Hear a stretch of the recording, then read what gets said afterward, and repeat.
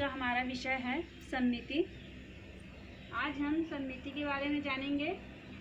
सममिति का अर्थ है किसी पैटर्न का तल के सापेक्ष हूबहू दोहराना। ऐसी आकृति जिसको दो भाग में विभाजित करने पर वह एक दूसरे के ऊपर अध्यारोपित हो जाती है, वह सममिति कहलाती है। जैसे देखिए, दो प्रकार की पत्ती बनी हुई है। पहली पत्ती में जब उसको हम 20 से दो भागों में विभाजित करते हैं तो पहला भाग दूसरे भाग के ऊपर पूर्ण रूप से अध्यारोपित हो जाता है। तो इस तरह की आकृति को हम सममित आकृति कहते हैं। और देखिए, दूसरी पत्ती में यह बनी हुई है। अगर हम इसको 20 से काटते हैं तो ये दोनों आकृतियों में अंतर है। यह एक दूसरे के ऊपर अध्यारोपित पूर्णतः नहीं हो पाती हैं, तो ऐसी आकृतियों को हम असममित आकृति कहते हैं। अब इसी में हम देखते हैं सममित रेखा। सममित रेखा जैसे कि यह एक वर्ग है। सममित रेखा क्या कहलाती है? यह एक काल्पनिक रेखा है। यह एक काल्पनिक रेखा है जिसके सहारे हम किसी वस्तु को दो बराबर भागों में बांट सकते हैं। वह कहलाती है सममित रेखा। ठीक है, एक बार फिर से मैं बताती हूँ। सममित रेखा वह रेखा है जो किसी वस्तु को दो बराबर भागों में बांटती है, वह सममित रेखा कहलाती है। वर्ग में देखिए कितनी सममित रेखा है? 1, 2, 3 और यह 4। तो इसमें 4 सममित रेखा हुई। ठीक है, अब इसी प्रकार से हमारे पास और उदाहरण हैं, उसके माध्यम से मैं आप लोग को बताती हूँ। जैसे कि यह एक त्रिभुज है। इसको देखिए, क्या यह सममित है? हाँ, यह सममित होगी क्योंकि इसको 20 से सममित रेखा खींचने पर यह एक दूसरे के ऊपर अध्यारोपित हो जाती है। तो ऐसी आकृति सममित आकृति कहलाती है। अब देखिए, यह एक आयत है। इसको हमने दो भागों में बांटा, तो क्या यह सममित है? हाँ, यह भी सममित होगी क्योंकि पहला हिस्सा दूसरे हिस्से के बराबर है, इसलिए ऐसी आकृति सममित आकृति कहलाएगी। ठीक है, अब इसे देखिए,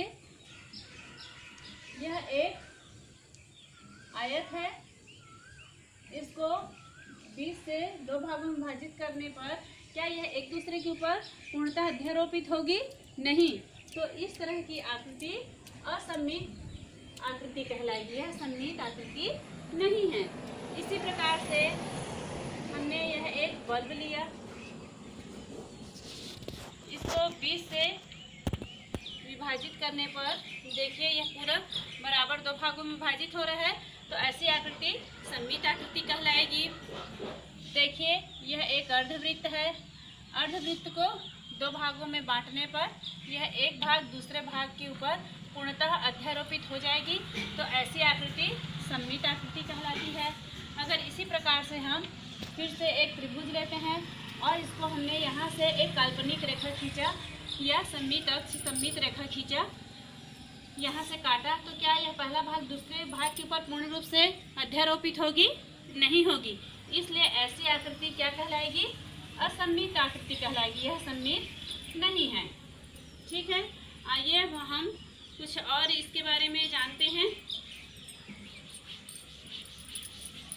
अब देखिए, यहाँ पर एक पतंग बना हुआ है, दिख रहा है? यह एक पतंग है। पतंग में कितनी सममित रेखा है? मैं इसमें सममित रेखा आपको बताती हूँ। सममित रेखा, तो पतंग में बीचों बीच से यह दो बराबर भागों में विभाजित हुआ, तो पतंग में कितनी सममित रेखा हुई? एक सममित रेखा हुई। इसी प्रकार से यह त्रिभुज है, कितनी रेखाओं द्वारा बराबर भाग में बढ़ सकती है? 1, 2, 3। तो त्रिभुज में कितनी सममित रेखा हुई? 3। ठीक है, फिर इसी तरह से हम वर्ग को लेते हैं। ठीक है, वर्ग में स्क्वायर में देखिए वर्ग की यह परिभाषा है कि इसकी चारों भुजाएं आपस में बराबर होती हैं। तो यह इसके बराबर है और यह इसके बराबर है। इसको विभाजित किया, 1, ये 2, ये 3 और यह 4। तो वर्ग में कितनी सममित रेखाएं हुई? 4। अर्थात हम किसी भी आकृति को देखकर उसमें सममित रेखा, सममित अक्ष बनाकर हम पता लगा सकते हैं कि उसमें कितनी सममित रेखाएं हो सकती हैं। सममित रेखाएं तभी बनती हैं जब वह किसी आकृति को 2 बराबर भागों में बांटे। ठीक है, अब आगे देखते हैं। इसमें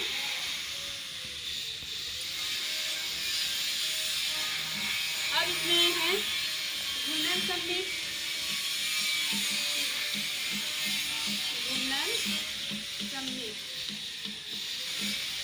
घूर्णन सममित में है कि आधा घूर्णन सममित बता दी मैं आपको पहले, आधा में। इसको आधा अक्ष में घुमाने पर, आधा घूर्णन कराने पर कौन सी आकृति घुमाने के पहले जैसी दिखती है उसी पर इसमें चिन्ह लगाएंगे। जैसे देखिए, पहले यह एक आकृति है ना, इसको हम आधा घूर्णन कराएं। पूर्ण घूर्णन कितने में होता है? 360 में। ठीक है, पूर्ण घूर्णन 360 अंश में है, तो आधा घूर्णन कितने में हो जाएगा? 180 में। तो इसको आधा घूर्णन कराने पर वैसे ही आकृति हमें किस तरह से प्राप्त होगी? इसमें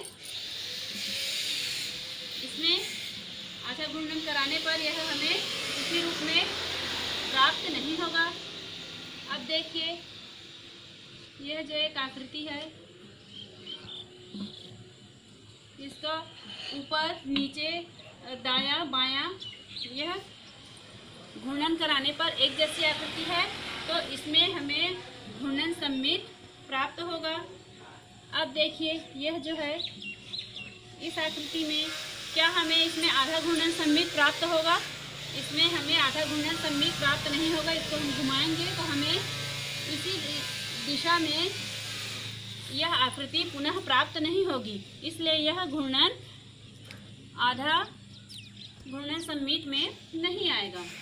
ठीक है, अब देखिए, जैसे कि यह आकृति है, यह घूर्णन सममित में है, आधा घूर्णन सममित में। ठीक है, अब आगे देखते हैं।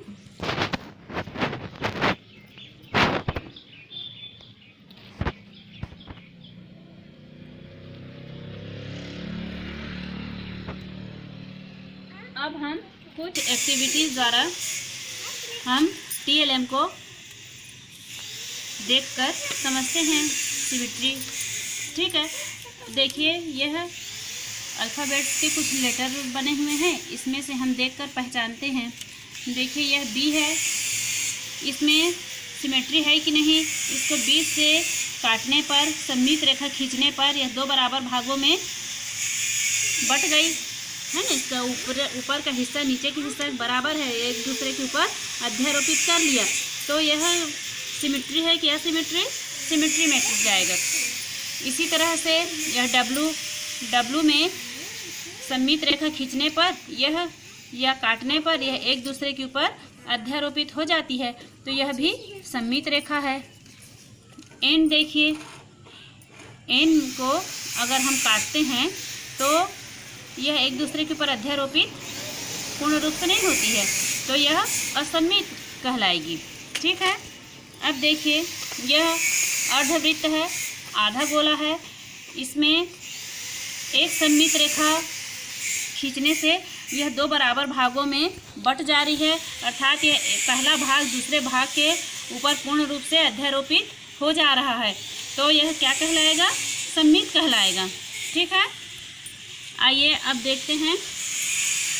देखिए, यह एक त्रिभुज है, त्रिभुज नहीं है, यह क्या है? यह देख के बताइए कितने कोण बन रहे हैं इसमें? 1 2 3 4 5 पंचभुज में हमने एक सिमेट्री खींचा है ना, एक सिमेट्री लाइन खींची है, और इसको बीच से काटने पर पहला भाग दूसरे के ऊपर पूर्ण रूप से अध्यारोपित हो जा रहा है, इस तरह से। ऐसे ही और एग्जाम्पल हैं, देखिए यह डी को अगर हम बीच से इस तरह से काटेंगे, ऊर्ध्वाधर काटें तो वह एक दूसरे के ऊपर अध्यारोपित नहीं होगी, परंतु अगर उसको हम बीच से क्षैतिज काटते हैं तब वह एक दूसरे के ऊपर पूर्णतः अध्यारोपित होती है, तो यह सममित कहलाती है। ठीक है, देखिए यह एक बेलन है। बेलन में कितनी एक्सिस हैं? 2, पहला और यह दूसरा। इसी तरह से पतंग में देखिए, पतंग के बीचों बीच एक सममिति लाइन खींचने पर एक सममिति रेखा जा रही है, तो वह काटने पर 2 बराबर भागों में विभाजित हो गई। पहला भाग दूसरे भाग के ऊपर पूर्ण रूप से अध्यारोपित हो जाता है, तो यह सममित आकृति कहलाएगी। इसमें देखिए यह भी सममित है। इसको इस तरह से करें तब, या इसको इस तरह से काटें तब, तो ऐसी आकृति सममित आकृति कहलाएगी। अब हम कुछ एक्टिविटीज़ द्वारा और करते हैं इसे। देखिए इसे, इस शेप को देखिए, अगर मैं इसको यहाँ से काटती हूँ तब यह इसमें एक दूसरे के ऊपर अध्यारोपित हुआ क्या? यह पूर्ण रूप से एक दूसरे को नहीं ढका। तो अगर यह नहीं ढका है, एक दूसरे के ऊपर अध्यारोपित नहीं हुआ है, तब ये किस में चला जाएगा? असममित में। देखिए यह एक बटरफ्लाई है, यह एक बटरफ्लाई है। इसके बीच में एक सममित रेखा गई है, जिसके कारण यह 2 बराबर भागों में विभाजित हो गई। ठीक है, तो बटरफ्लाई में एक सममित रेखा है। अगर हम इसको इस तरह से करेंगे तो यह सममित में नहीं आएगा, इसमें एक सममित रेखा बनती है।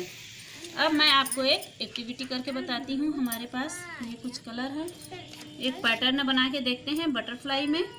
आप लोग के पास भी कलर होंगे तो ऐसा आप लोग भी करेंगे। ये देखिए ये कुछ डिज़ाइन। अब इसको पहले भाग को दूसरे भाग के ऊपर पूर्ण रूप से अध्यारोपित किया, तब देखिए यह प्रिंट इसमें आया, यह पैटर्न बना, तब है ना। इस तरह की एक्टिविटीज़ आप भी बना सकते हैं। ऐसे ही बटरफ्लाई में या पत्तियों का डिज़ाइन करके सममिति के द्वारा किसी भी आकृति को सुंदर बनाया जा सकता है। अब देखिए इस पीस को देखिए, अगर यहाँ से हम एक सिमेट्री लाइन खींचते हैं तब भी यह बराबर 2 भाग में बटेगी, तो यह सममित आकृति कहलाएगी, है ना। अगर यहाँ से 20 से डिवाइड करते हैं तब भी यह सममित आकृति कहलाएगी। इसे देखिए, अगर इसे हम 20 से यहाँ से डिवाइड करते हैं तो यह सममित आकृति नहीं कहलाएगी, क्योंकि इधर का हिस्सा का पैटर्न दूसरा है, यहाँ का पैटर्न दूसरा है। ठीक है, इस तरह से हम सममित आकृति को आसानी से समझ सकते हैं।